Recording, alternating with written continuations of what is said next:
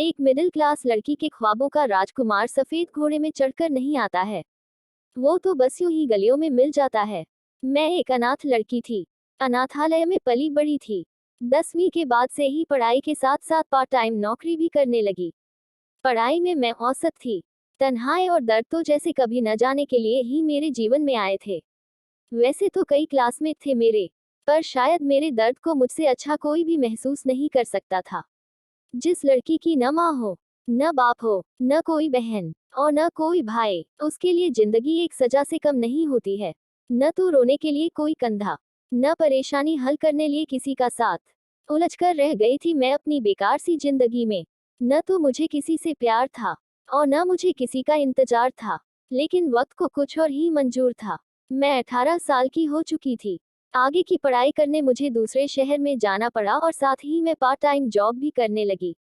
सप्ताह के 6 दिन क्लासेस और ऑफिस में बीत जाते थे और संडे थोड़ा आराम करके खत्म हो जाता था। खुद के लिए तो समय ही नहीं मिलता था मुझे।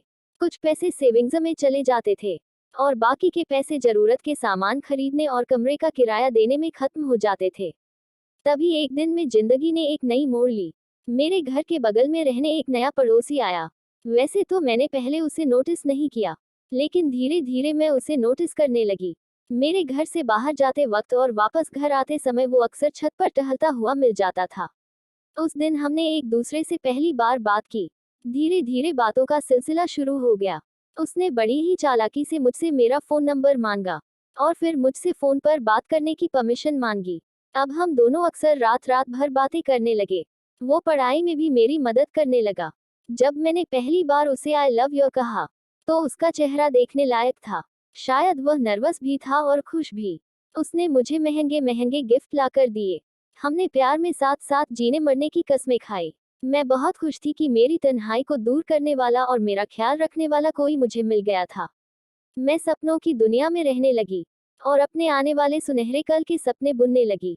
वक्त बीतने लगा। देखते देखते 3 महीने गुजर गए। अब उसने बाइक ले ली। हम दोनों बाइक पर घूमने जाने लगे।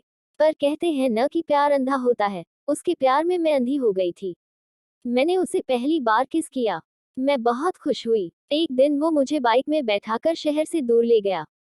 वो मुझे जबरदस्त। और फिर उस दिन कुछ ऐसा हुआ जिसने मेरा प्यार पर से भरोसा खत्म कर दिया और यह भी बता दिया कि एक माँ अपनी बेटी को इस दुनिया में जीने के लिए जो बातें सिखाती है, वो बातें कितनी जरूरी होती है।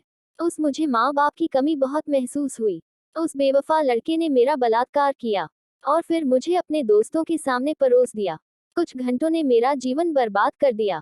उन सब ने अपने हवस की प्यास बुझाई और मैं बेबस बनकर सब कुछ सहती रही। मेरा सब कुछ लूट चुका था और अब मुझे जीने की कोई इच्छा नहीं रही थी। वो मुझे बाइक में बैठाकर वापस घर की ओर बढ़ चला। मुझे समझ में ये नहीं आ रहा था कि अब मैं क्या करूं। जब बाइक पुल के ऊपर से गुजर रही थी, तभी मुझे ख्याल आया कि क्यों न मैं नदी में कूद जाऊं। नदी वैसे भी पानी से लबालब भरी हुई थी। शायद मौत मुझे बुला रही थी और मैं भी मौत के आगोश में समाने को बेताब थी। मैंने उसे बाइक थोड़ा धीरे चलाने को कहा और बाइक के धीमे होते ही नदी में कूद गई। कुछ मिनटों के संघर्ष के बाद मुझे इस जिंदगी से छुटकारा मिल ही गया। शायद मुझे अंधा प्रेम नहीं करना चाहिए था और मुझ में इतनी ताकत होनी चाहिए थी कि मैं उन दरिंदों से खुद की इज्जत बचा पाती। काश मेरी भी कोई माँ होती जो जिंदगी के कदम कदम पर मेरा साथ देती। शायद परिवार का साथ मिलता तो मैं कोई गलत कदम नहीं उठाती। किसी का सच्चा साथ मुझे मिलता तो मैं भी आज जिंदा होती। या फिर गलती इस समाज की है जिसने स्त्री को इतना कमजोर बना दिया है कि वो किसी से अपनी रक्षा भी नहीं कर सकती है। प्यार कीजिए, लेकिन प्यार असली है या नकली यह पहचानने की भी क्षमता रखिए। किसी को भी अपना तन मन सौंपने से पहले अच्छी तरह सोच लीजिए। यह मौलिक कहानी आपको कैसी लगी, यह हमें जरूर बताएं। आपके सलाहों और सुझावों का हमें इंतजार